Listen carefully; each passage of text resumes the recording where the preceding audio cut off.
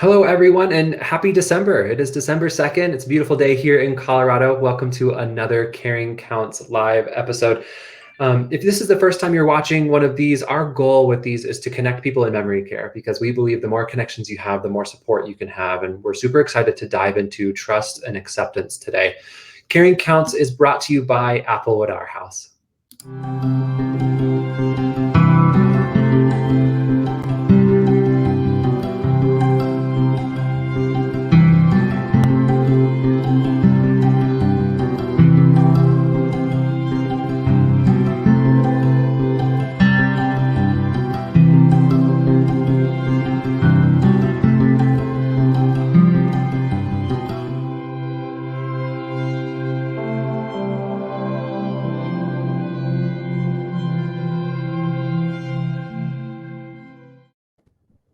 Today, we have Jimmie Dean, a family member at Applewood, our house, and we're super excited to jump in. Hi, Jimmie. We're super excited to jump into trust and acceptance.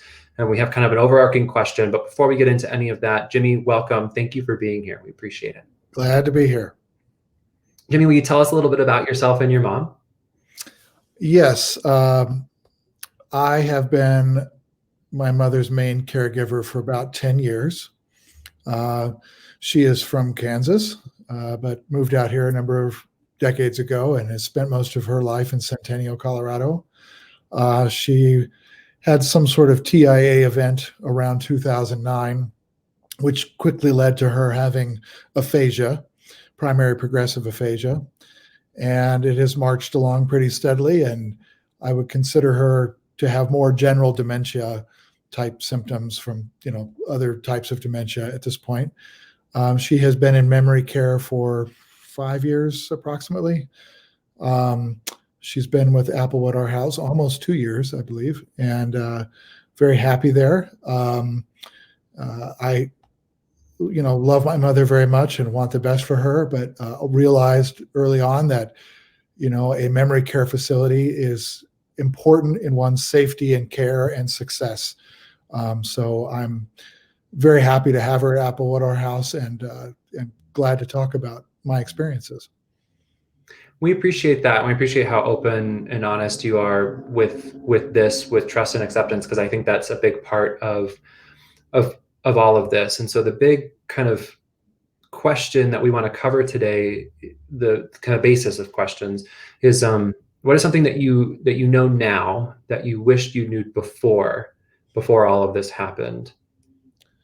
I think it's important to recognize that finding out as much information as possible right away is exceedingly important because it helps you deal with what you're actually in the middle of a lot easier. I wish I had known more about her disease as she started going through it, because my reactions and care and help would have been different, I think. I would have probably not taken on some of the stress. It doesn't make it easier, but it certainly would have made it easier to conceptualize what was going on, and then my reactions would have been better. I just wish I had known more and had taken the time to know more immediately. But you just don't want to face it, and so you don't recognize what's happening. I think if you have an inkling that something's going on, you should probably start arming yourself with information, because it would make things a lot easier, on what was happening. Another thing about that is, if you rely on doctors or medical folks to tell you what's happening, you have to understand that they may not know what's happening. They may not realize what's happening. I'm not saying they wouldn't, but it is possible that you may know more than they would initially because you're around your loved one more often and it can diagnose them a little quicker. The internet provides us with lots of information to figure that out. I was completely blown away with the amount of information that was available for aphasia folks. And I was not able to get a lot of it from the doctors because aphasia is not a affliction that is highly talked about within neurology. So you have to kind of arm yourself with knowledge, I think, because you can't expect those in the medical world to always be the best resource for you. Let's dive into that for just a moment here. Arming yourself with knowledge, and I think a very natural reaction is especially when something like this first happens, when the timing is right there and it's very fresh and new. A very natural reaction would be, I don't want to know what's coming. It's scary to know what's coming. Um, I have definitely felt those feelings around different things in my life, not wanting to research, not wanting to know because it's scary. How did you get to a place where you could say, okay, this is going to be more helpful, and it is going to be scary, but it's going to help me in the long run to know, to arm myself with this information? Well, it's easy when your loved one is going through something to, I don't know, chalk it up to old age or forgetfulness or something like that. And I suppose with dementia and Alzheimer's and other mental ailments, as they come on slowly, you might overlook them, easily. My mother had, I guess she had a stroke, I believe. It's kind of hard to say, but um, had I reacted quicker at that time and known what was going on at that time, some of the things I could have done would have been better. There's a lot of news about people with aphasia and dementia and how like speech therapy right away can help prolong some things or give some tools for helpfulness. But if you're not like providing that immediately, a couple years later, it's too late on some of those fronts. It's difficult to provide stuff after the fact. Speech therapy is really important for people with aphasia. Not everybody benefits from it, but in my situation, it would have been very helpful right away. And I didn't really realize that we needed to do that, partially because she wasn't diagnosed for a couple of years with that. In terms of the medical field not diagnosing her, a lot of times they just said she was having memory problems and give her memory drugs and things. That didn't do anything for her. So had I reacted to aphasia at the time, I could have provided, I think, better onboard care for her. It wasn't until I attended an Alzheimer's Association thing, not unlike what we're attending now, that I understood kind of what I needed to be doing. I was already in process of doing stuff, but my own mental capacity to understand what was going on changed a lot when I heard other people talking about it. And giving information about it and realizing there was resources like support groups and stuff out there to give me that information. So I think if you don't avail yourself of that stuff right away, you miss out on a lot of opportunity to maybe create a world that is better for the long term.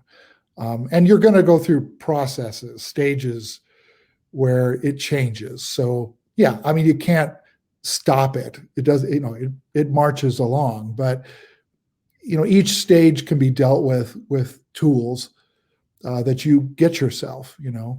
And if you arm yourself with something and it turns out later that that's not what you needed, maybe the affliction changes and you get diagnosed with something else, at least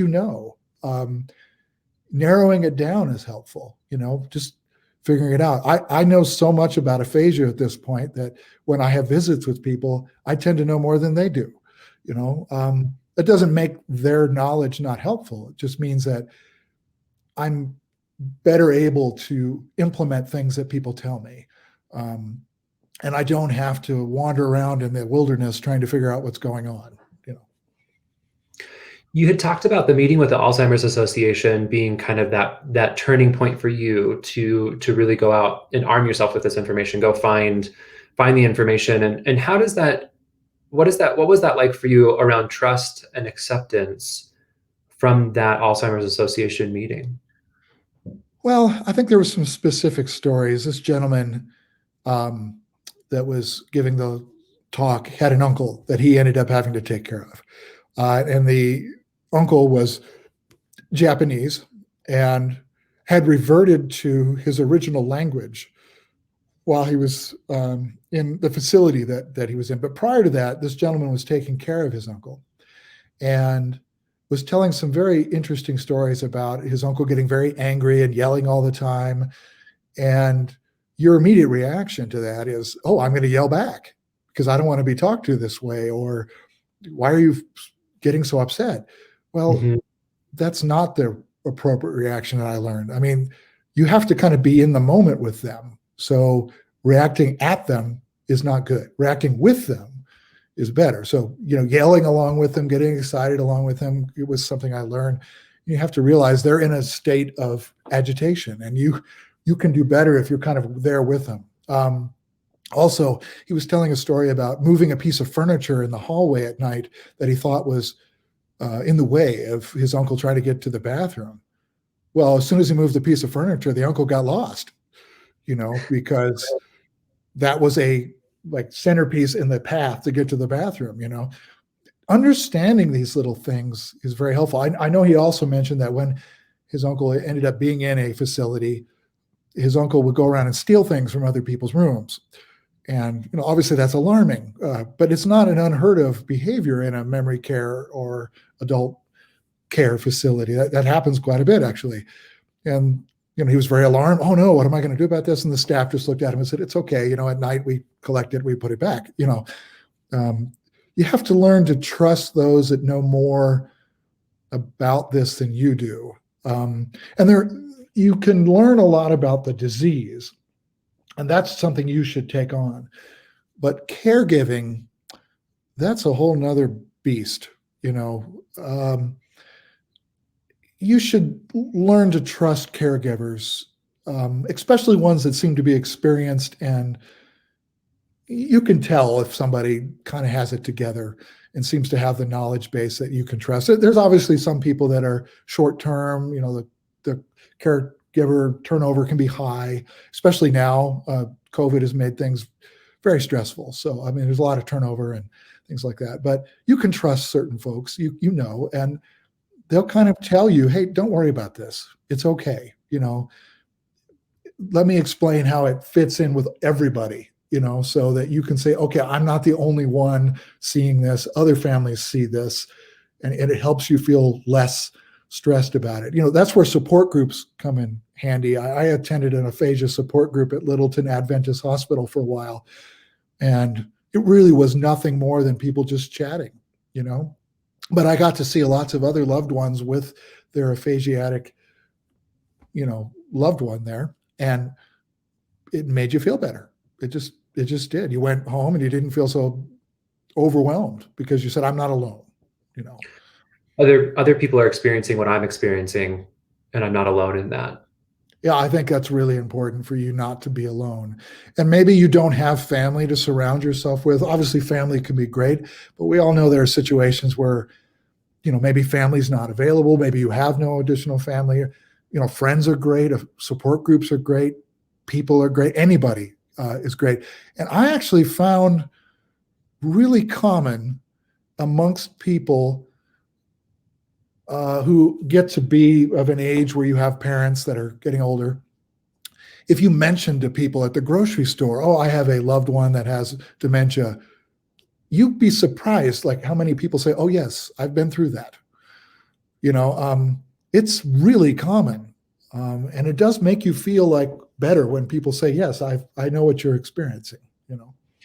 Yeah, I think that's really important, and that's why we kind of started these Caring Counts live episodes, is to really connect people with other people that they can find that have been through this, or professionals that can help, or things like that. And so with that being said, with where you are with your mom, what would you tell someone that's just starting out, that their loved one just got diagnosed, a week ago? This is a very difficult decision-making road. I think it's just difficult because of some factors that come into play. Resources are very important. Financial resources and educational resources are both equally needed. But just because you don't have maybe access to certain kinds of resources, that doesn't mean that there aren't opportunities for you to engage in successful situations for your family. There are plenty of resources the state offers to help with this. You just have to ask. There's lots of things that the state of Colorado provides for this kind of difficulty. If you have the resources to, access a adult type facility, private facility, obviously that's great.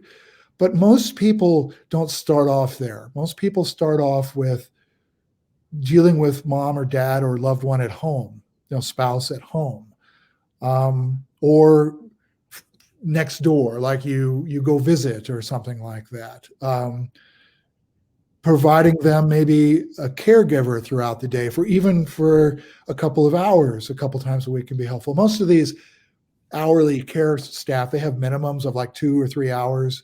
And the prices range anywhere from like $15 to $25 an hour, depending on, right now, depending on who you go with.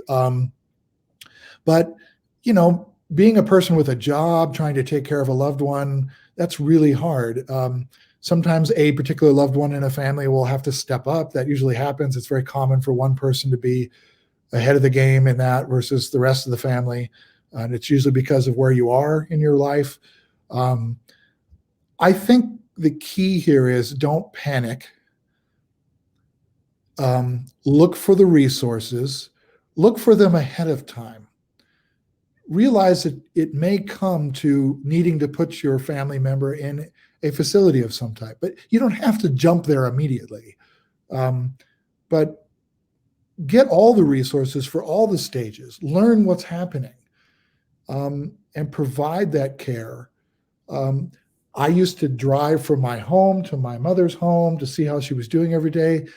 Well, that was great because it kept some distance between me and my mom, but I was doing that drive every day. Sometimes, is it better for them to move in with you, or, that kind of stuff? If you can't have them move in with you because of children or circumstances, maybe having that person check in on them can be what you need. Just don't be afraid of all this. Learn, get the resources, and implement them. And I would, again, go back to get them ahead of time. Be aware of what's available ahead of time so that you don't have to go scrambling to find out when the worst happens. Right. For my situation, my mom was going to some adult daycare kind of situations, and then all of a sudden one day she just walked out the front door of one.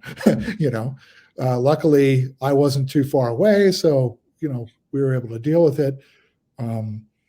It was okay. I mean, you must realize that things like that are going to happen, and you need to be prepared when they're going to happen. Wandering is a huge one, that kind of stuff. So I would just say arm yourself beforehand. One thing I'm a huge advocate for is if you start looking into resources and you come across a place online like Applewood Our House, if you come across our website or any other assisted living, memory care, someone in this space, if you give them a call, most of the time, I would say a lot of the time, they're going to point you in the right direction for the care that you are looking for, or at least get you connected to the right people that can help you find the care that you need. I think that's a big thing that a practical step that you can start to take. And with that, the thing you said around just don't be afraid of it. Don't be afraid of it, and get the information that you need. How did you get to, at the risk of sounding repetitive, how did you get to a place where obviously the emotions are running high? This is a stressful situation as well. So how did you get to a place where you can find that information that you were able to not only find it, but accept it and digest that information as helpful? Well, as soon as a month after my mom's TIA event, my mother knew she was losing some faculties. I mean, within a month, she was aware of it. And I went through a very long process of figuring this all out. Again, she wasn't diagnosed for a couple of years. Had I known that, I probably would have done some other things up front. But the first year or two, we did a lot of neurology visits and things like that with doctors. And I think you just got to jump in and realize that you got to use your knowledge base, read a lot, make sure you know what the diagnosis is. I did not get the correct diagnosis from the doctors up front. That's another thing you got to deal with is the current medical situation you're in the right one for your parent? There are certain medical groups that strive to be great for care if you're not really sick. But if you happen to be somebody who's quite ill, I mean, there are better services out there. So make sure that the insurance and the medical group you're with is going to support where you're going. And you kind of want to get it like checked out ahead of time so you're not having to make this change as a reaction. You want to make sure, okay, it looks like my parent might have Alzheimer's. Is this medical group the best for somebody with Alzheimer's? And you have to do some reviews and, talk to them about it, see if they have support groups, ask questions. If you're finding it's a negative for you, then move them to a different medical group. It's easier to do that. You need that medical piece up front, get that worked out, with the insurance and everything. As she moved along, I tried a lot of different things. I did some speech therapy. That's difficult, especially if the medical group is not very supportive in that. So that's why I suggest looking for one that is supportive. We went to the University of Colorado Boulder's Speech and Language Center and did some stuff up there. I actually hired somebody to help my mother do some speech when I had to work and things like that. Not a licensed speech person, but to help her do some of her homework, so to speak, or something like that. I found it very helpful to do that. You just, I think, need to address what it is that's going on and then go, okay, I need to go out and find all the pieces to this so that you're aware of what's happening. What I think your question leads to is the more you learn, the more it's going to be easier for you to have conversations with people about the affliction. So if you have to call the insurance, you know what it is you're doing when you call the insurance, learning about how the insurance deals with the affliction. For example, neurology and memory is a different piece to most medical groups. It's not just general doctor, it's a specialty thing. So you got to figure that out and how it works. Medications, do medications come into play with somebody with these issues? They certainly can. Work closely with your doctor. You don't want to just medicate your parent or your loved one because they're having issues, but some medications can be useful, with helping their day to be more successful. It's not for me to say who should do that and who shouldn't, but you should be armed with the knowledge of that with your doctor and those around you. And then getting these specialty pieces in place, just to help me accept the changes that I saw. And finally, when I finally decided to hit a memory care facility for my mother, knowing that it was safer for her, I realized I could not provide her the safety that she needed, that, on a 24-hour basis, I did have to sleep. I just was not there. And you weigh that, okay, do you do in-home care? Do you do a facility? You kind of have to figure that out. Well, if you know as much as you can about this, when you go interview facilities and look at them, you're better able to decide, is this the right fit?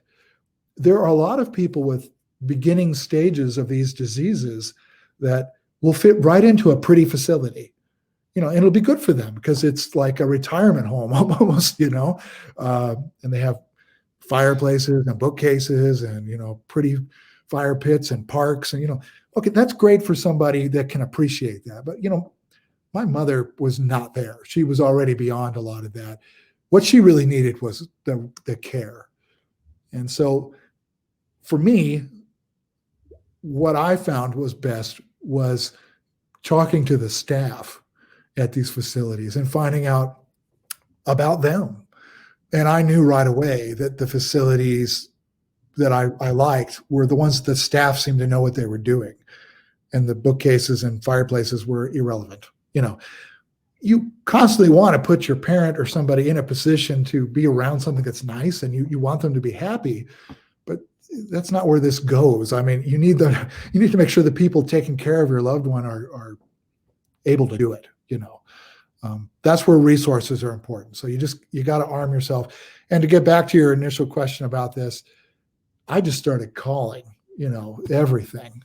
You just do, and it stinks. It's horrible. It takes a long time. Going to visit places, getting information. It takes a long time, but you just have to do it. There's no choice other than that.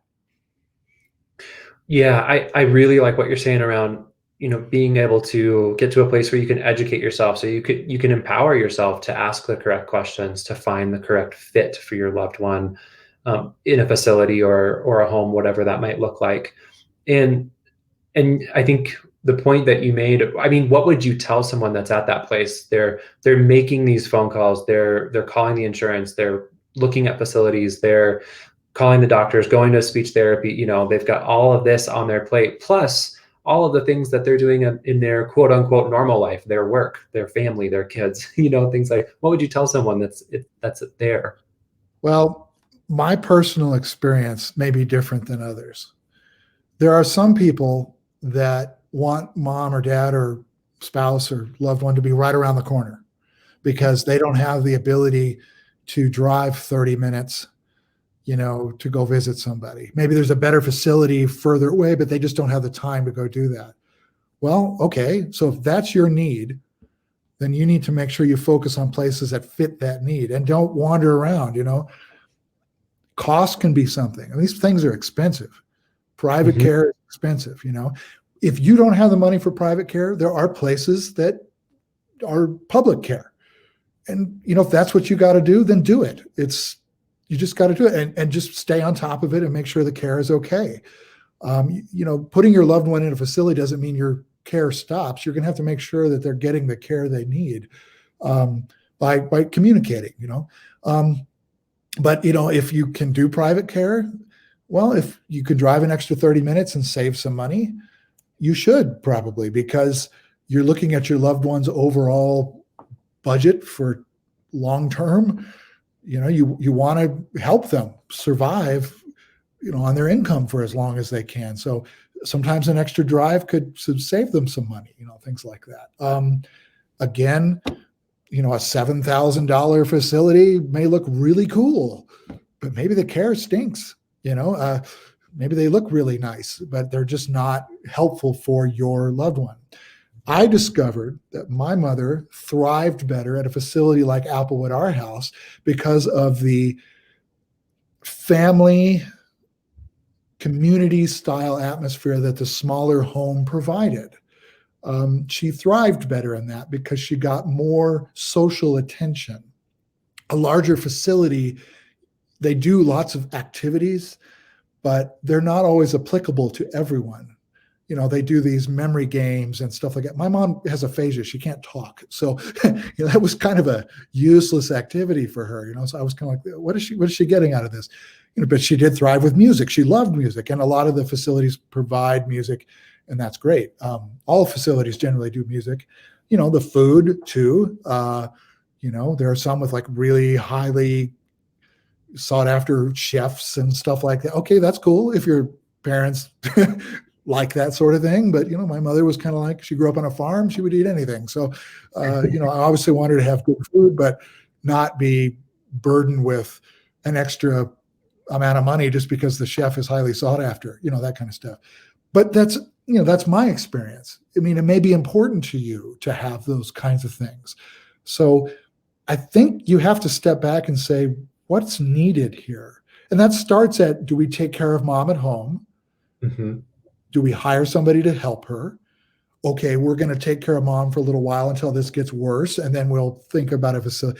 Every step here, every stage you go through, you've got to treat it separately.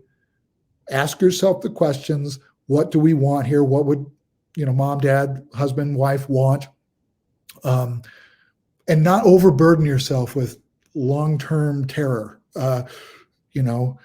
Learn, educate yourself, figure out what's out there, but also don't freak out. I mean, do it as it comes. Do it when you have time. Usually this happens pretty suddenly, I think, for a lot of people. So, yeah, you got to jump on it kind of quick. But okay, let's say your mom's at home with you. Well, maybe you should start looking at long-term care facilities before she gets or he gets to that stage. That kind of. Again, it's all about your experience. But my experience was the shorter. I mean, the smaller place was better for my mom, but I didn't know that right away. Right. Um, you just got to Right. ask, what do you think is the right fit for your parent?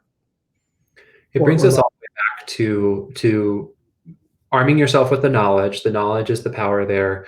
And I think the first step, before I say my next point, I want to really quickly touch on, your point of don't freak out is, I think, a lot easier said than done. But if you have the people around you that have been through this before, like you said, the person at the grocery store has experienced, oh, I've been through that. If you surround yourself with those types of people that know the questions to ask, or at least maybe the first two questions to ask to get you started, then I think you're off on a really, really solid footing, rather than when you were going through all of the things that are needs, close to home, not close to home, budget, food, bookcases and fireplaces, the care, what does mom want? That can get really overwhelming. If you have someone or a group of people that you can talk to about these things, then at least you can get started around what questions do I even start with. Well, and I think this is a consumer-driven thing here we're talking about, in a way. We're talking about the care of your loved one and the mental and emotional process of accepting it and how you react to it. But then when you start looking at the need for care and help, I mean, it's you got to pay for it, or insurance pays for it or something. Treat it like looking at a fridge. I mean, you got to go out to Yelp and reviews, and you can read real quickly, hey, this place has got a lot of bad reviews, probably shouldn't go there. Right. Or read the reviews and go, well, what are people complaining about? Okay, these seem kind of silly. Maybe this place is all right. Or Mm-hmm. hey, look, the reviews are fantastic. This looks like a great place to go. Another thing you should do is just go in and walk around and look around and see what's going on with facilities.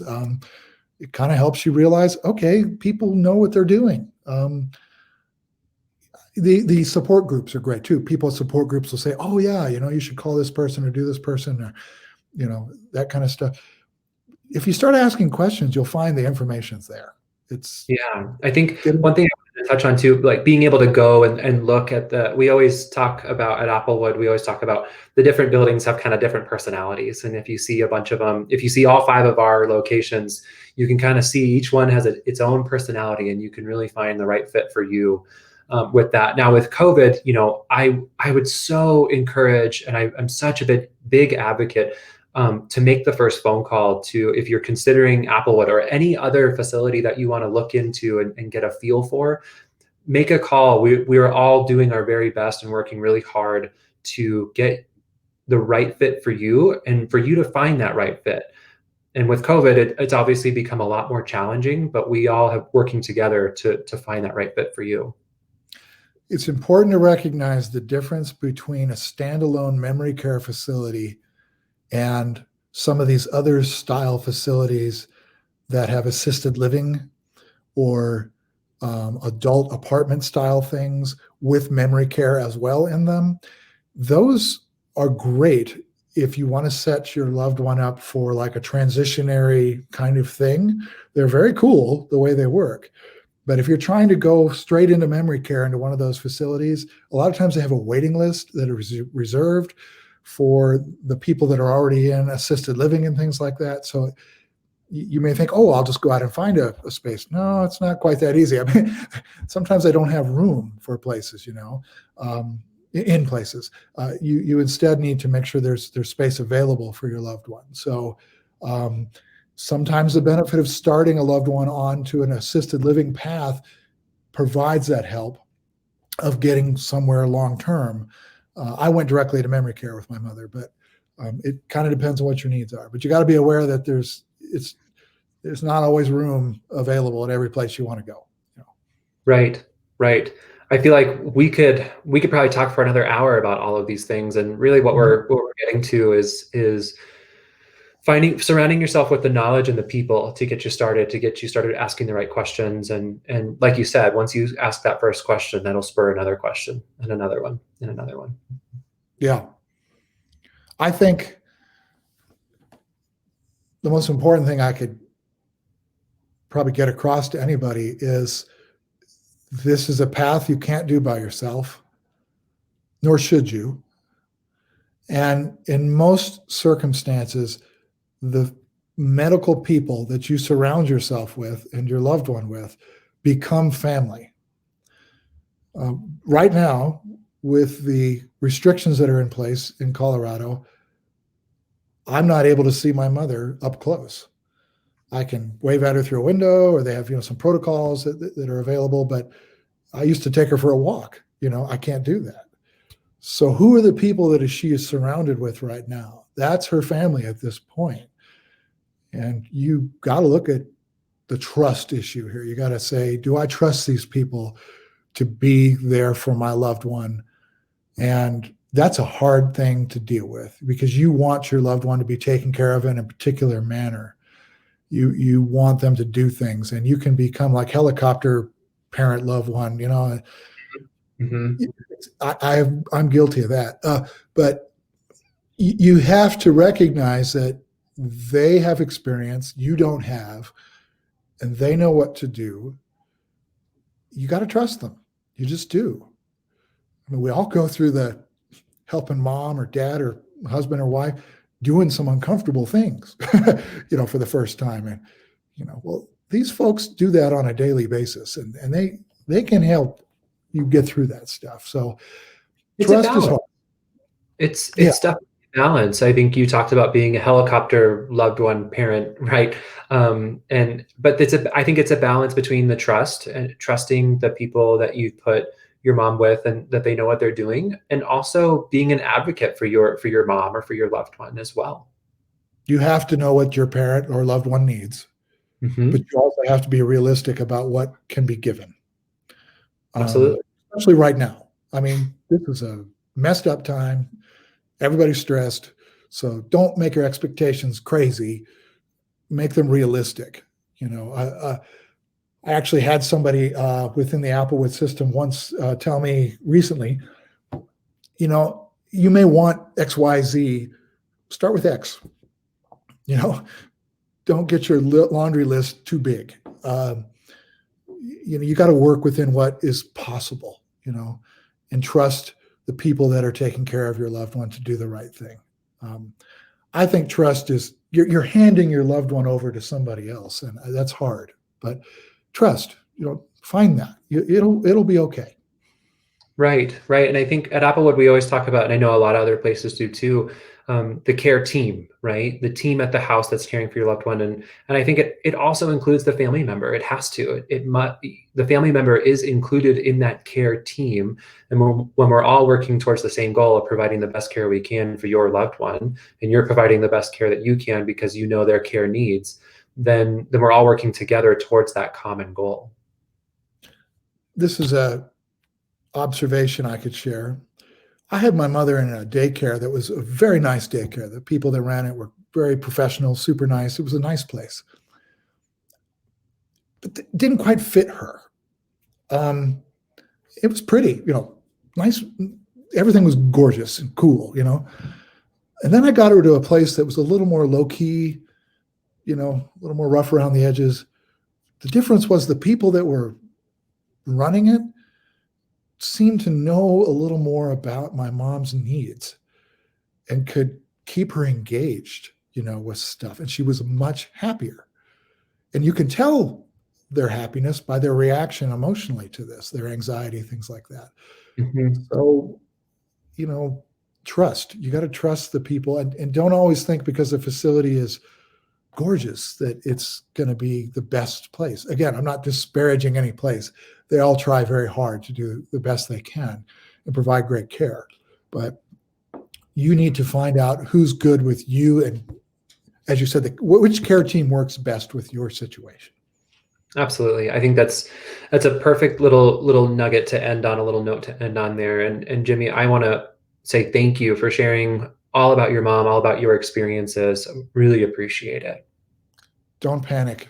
There are people who care out there, and you're not the only person going through this. Everybody can help. So I like Applewood, our house, because of its community feel. It's good for my family. It's great. So I would definitely recommend people talk to the folks at Applewood. It's fantastic. But if it's not the right facility, then look for others that fit your needs. Find the right fit. Yeah, fantastic. Thank you so much, Jimmie. Before we end, I wanted to also reach out. We talked a lot today about support groups and things like that. Applewood Our House does offer a support group. It's available. You can be anywhere in the country right now because it's on Zoom. You do not need to have your loved one at Applewood. We want to help support you wherever you are. It's called the Care Cafe. You can always reach out to us on Facebook. You can send us a message on our website. We want to connect you with the people that we can. If you are looking for a support group, we'd love for you to consider Care Cafe. We appreciate your time. We'll see you in 2 Wednesdays. Thank you again, Jimmie, for your time. We appreciate it.